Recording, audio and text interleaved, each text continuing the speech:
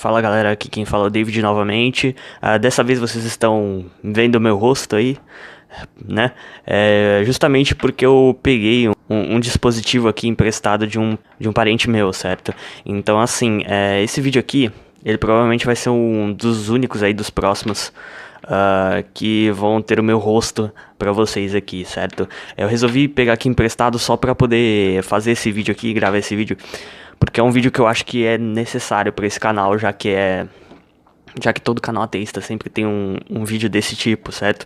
Esse vídeo aqui vai ser um vídeo que eu vou tentar ser o mais detalhado possível, certo? Sobre essa questão, porque é o meu processo de desconversão, né? De desconversão aí, de como eu me tornei ateu, por assim dizer, certo?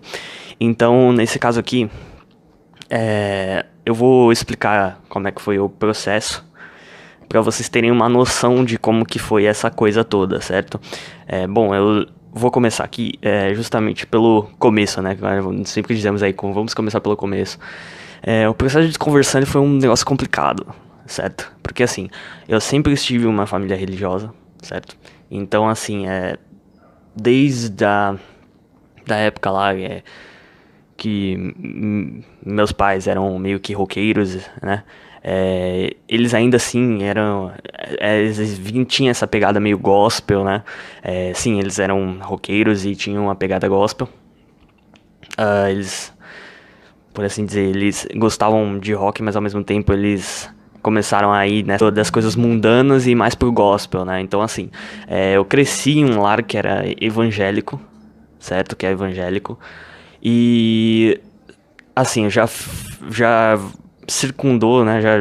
Já fui em tudo quanto é igreja pentecostal e neopentecostal que você imaginar na sua mente, certo? Então eu já passei um monte de igrejinhas.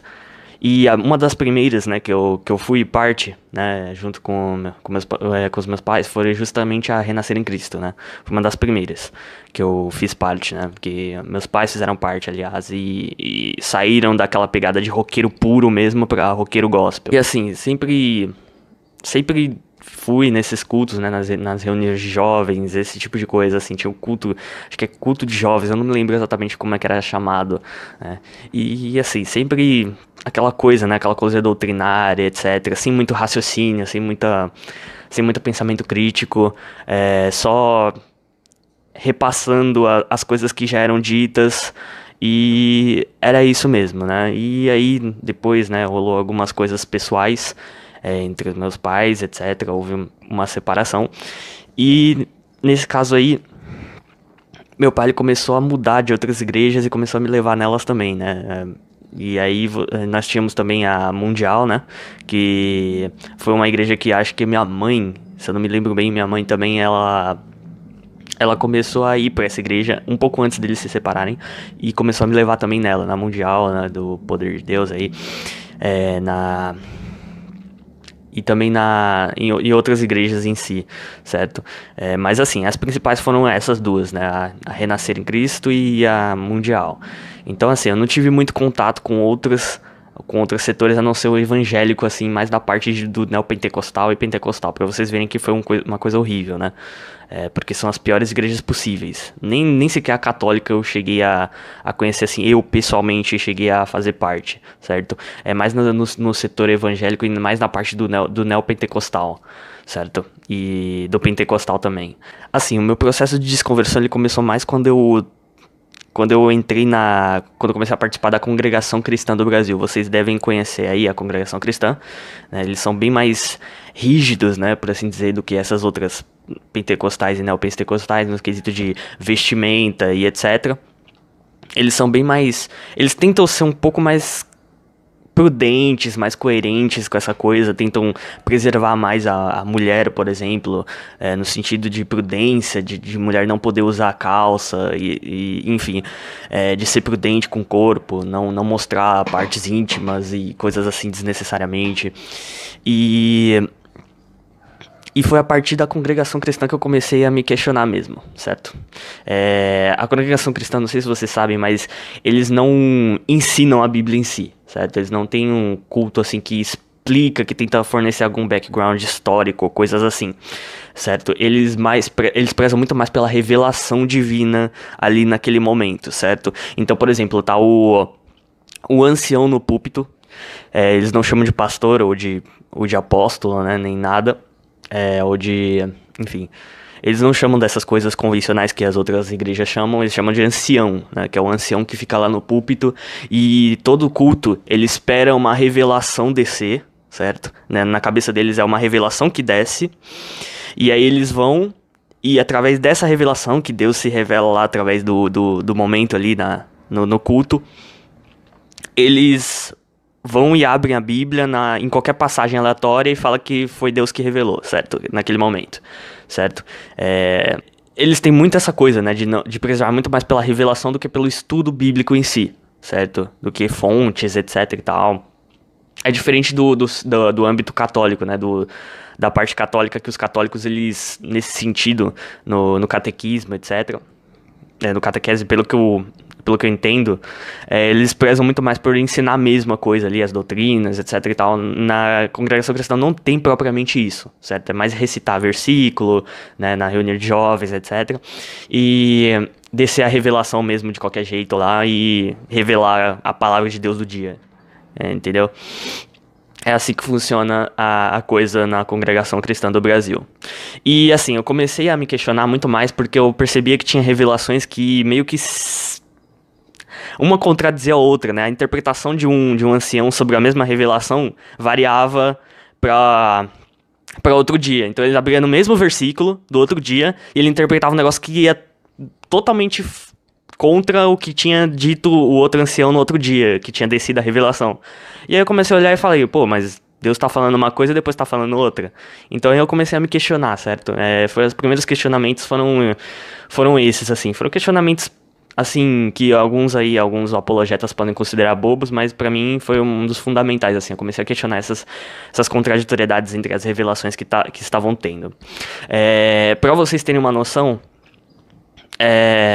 teve um dia que ele pegou uma passagem lá que literalmente pegou um trecho lá que contradizia totalmente o outro, né? Mas eu não tô falando da Bíblia em si se contradizendo, mas sim a revelação que ele disse que teve, né? A interpretação que ele teve a interpretação que deveria estar imbuída de algo divino, né? Um direcionamento divino, estava contradizendo a outra interpretação que disse que foi um direcionamento divino também, certo? Então a minha treta com essa coisa foi justamente com essa ideia de que é o divino que desce ali naquele momento, né? Deus, ele desce ali e dá uma clareada na mente do ancião, e o ancião vai lá e interpreta do jeito que Deus disse pra ele pra interpretar, certo? Mais ou menos isso. Essa contraditoriedade entre essa revelação que Deus deu dessa interpretação específica que ele deu do versículo com a interpretação específica que deu no outro dia, entendeu? Então foram os primeiros questionamentos que eu comecei a fazer. Eu era uma pessoa muito religiosa, certo? Muito religiosa não no sentido de ser fiel, de cumprir tudo que a Bíblia diz ou coisa assim, mas no sentido de acreditar muito naquilo mesmo. Então eu acreditava muito na Bíblia, acreditava muito nas escrituras, né?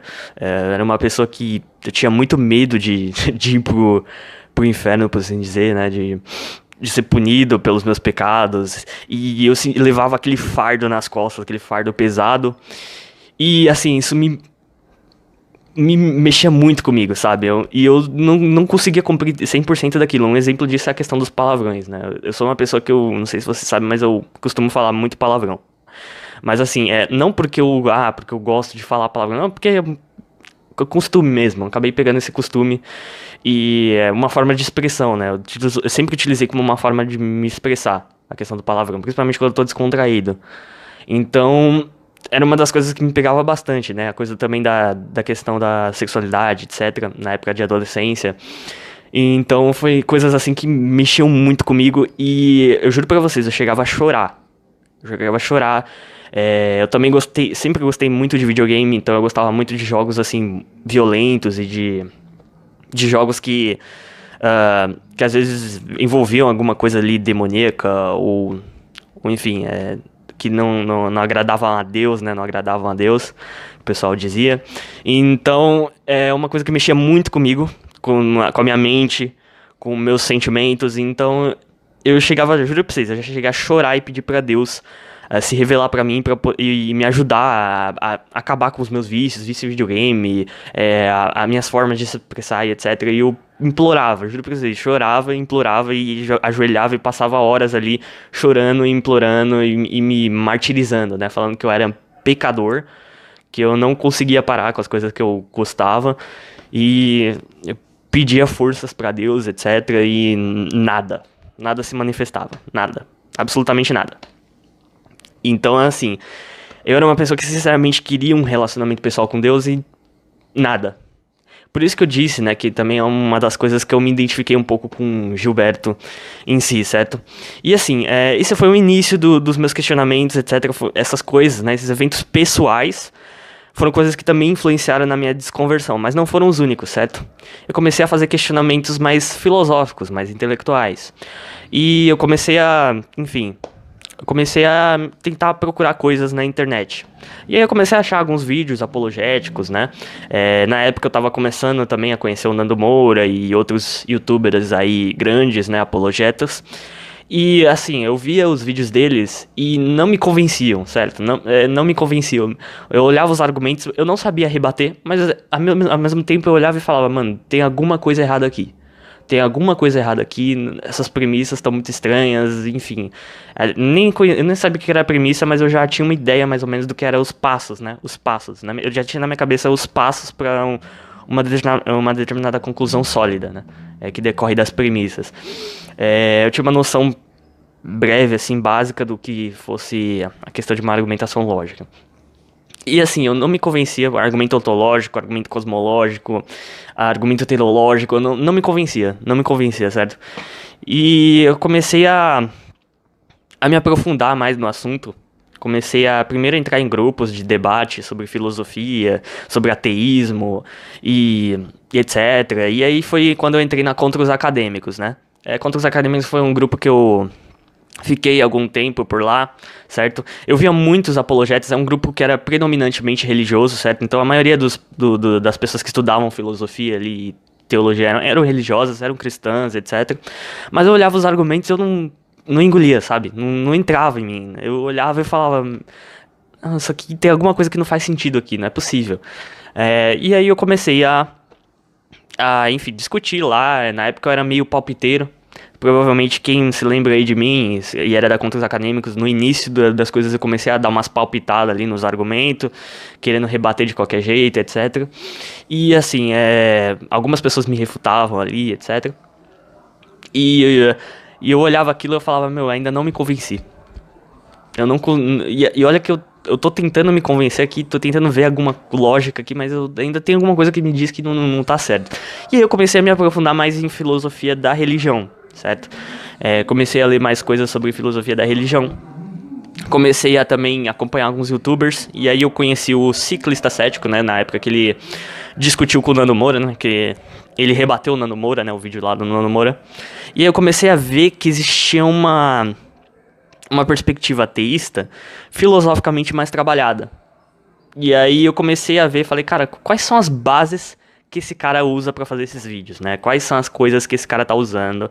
E existem coisas melhores do que isso? E aí eu comecei a ir no caminho oposto, né? Do oposto da galera apologética, no oposto da galera da Contra os Acadêmicos, e comecei a procurar outras leituras, outras coisas, outros artigos, outros vídeos. E aí eu fui conhecendo outros canais do YouTube gringos, né, que são aqueles que estão na lista que eu recomendei. Eu comecei a conhecer também outros autores, né, autores filósofos, ateus e naturalistas. E foi aí também que eu conheci a página, né, que antes era, acho que era a teologia, alguma coisa assim, naturalismo e a teologia, alguma coisa assim, eu não lembro exatamente o nome da página em si, que foi a página do Alisson Souza e do Irã Filho, certo? E nessa época aí, eu conheci essa página deles, e eu vi ali, né, que de fato existiam coisas melhores do lado ateísta e naturalista, que quase ninguém aqui no Brasil aborda. Então eu olhava aquilo e eu falava, cara, como assim ninguém trouxe essas coisas aqui? Como assim ninguém dá visualização? Como assim os ateus e os agnósticos, eles não dão bola pra isso? Como assim? Tem coisa melhor aqui. E os caras dão bola pra o quê? Pra Salatiel, pra o quê? Pra Ateia, pra... Enfim, sei lá, pra Pirula, pra esses caras assim, sabe? Tipo, Cauê Moura. Enfim, os caras dão uma bola pra isso e eles não trazem a literatura ateísta de qualidade, os vídeos ateístas de qualidade pra cá. Eles não traduzem os debates, não traduzem as coisas de autores relevantes. E eu falei isso, eu falei, não é possível, eu vou me aprofundar mais ainda nisso aqui. E aí eu conheci o Graham Hope, conheci o Quentin Smith, conheci outros autores, enfim, que não são tão conhecidos aqui. E aí eu comecei a ver essas coisas, eu comecei a perceber que talvez existissem motivos intelectuais também pra desacreditar, né? E assim, uma forma de motivo intelectual que eu tinha na época que eu ainda tava me desconvertendo, né, ainda tava na congregação, etc., era uma forma primitiva de argumento do mal, certo? Então foi uma coisa que me convenceu bastante. E assim, essa coisa, eu ainda nem conhecia Epicuro, eu nem conhecia esses autores assim, nem os céticos, pirrônicos, etc., e outros. Eu não conhecia David Hume, não conhecia nada, e eu já tinha esses questionamentos. Eu já estava formulando esse questionamento por mim mesmo, relacionado ao problema do mal, ao problema da descrença, da descrença, né, também é abordado por pensadores como Schellenberg, o Theodor Drange, enfim. Eu já tinha coisas assim sendo formuladas na minha própria cabeça, que não faziam eu já ter um bloqueio intelectual para a crença em Deus. Então comecei a me questionar dessas coisas e comecei a formular formulações primitivas, né, de argumentos do mal e da descrença, por conta própria mesmo, da minha cabeça, certo? E provavelmente é o que acontece com muitos ateus e agnósticos, né? Eles começam a formular esses questionamentos, talvez intuitivamente, não sei. Começa a surgir na cabeça deles mesmo, mas eles nem conheceram os autores em si que formularam primeiro, né, essas coisas. Comecei a formular essas coisas e assim, esses foram os motivos intelectuais também, a questão do problema do mal, que me pegou bastante. Principalmente nessa época que eu já tava tendo os motivos pessoais, né, que eu já tava vendo que Deus não estava ali se manifestando pra mim, pra me dizer, não, filho, fique em paz, eu estou aqui, eu sou Deus, não sei o quê. Na hora que eu percebi que nem isso estava acontecendo, aí começou a surgir os questionamentos intelectuais e aí, pronto. Foi o suficiente pra me desconverter, certo? E depois a minha desconversão foi uma descarga, né? Eu comecei a me sentir aliviado mesmo. Me senti como se eu tivesse tirado esse peso desnecessário das minhas costas e como se eu fosse livre, né? Finalmente. Não tava tendo mais esse medo, né? Essa coisa de morrer, etc. Eu perdi totalmente, né? Hoje em dia não tenho tanto medo assim da morte. Eu tenho mais medo de como eu vou morrer do que da morte em si. A morte em si, dane-se. Agora, como eu vou morrer, isso daí eu já me preocupo bastante. Eu não quero morrer de um jeito ridículo ou, enfim, um jeito evitável em si. Mas o medo da morte em si eu perdi, certo? Não tenho medo das consequências, de qualquer consequência posterior. Pra mim não existe nada além do que tá aqui, certo? Do que vocês estão vendo. E é justamente isso, né? Aí eu comecei a me aprofundar, comecei a conhecer o que era o naturalismo. Aí eu comecei a conhecer os tipos de naturalismo diferente, que eu vou explicar ainda nos meus vídeos. Vou, inclusive, na hora que eu for fazer a parte do capítulo do Evan Feilas, né? Que é um autor que aborda isso no livro do Michael Martin. Vocês vão entender melhor o que é o naturalismo, quais são os tipos de naturalismo, etc. Mas, enfim, e eu comecei a conhecer o naturalismo, né? Conheci o naturalismo metafísico, epistemológico, enfim. Esse foi o meu processo de desconversão mesmo. Eu queria fazer esse vídeo aqui, eu peguei esse celular aqui emprestado só pra poder gravar esse vídeo e deixar claro pra vocês, só pra vocês entenderem como foi o meu processo de desconversão em si, beleza? Bom, agradeço aí o pessoal que ficou aqui assistindo. Nos vemos aí no próximo vídeo. E vocês não vão ver meu rosto por um bom tempo, beleza? Foi só pra fazer esse vídeo mesmo, beleza, galera? Falou aí pra vocês e até logo.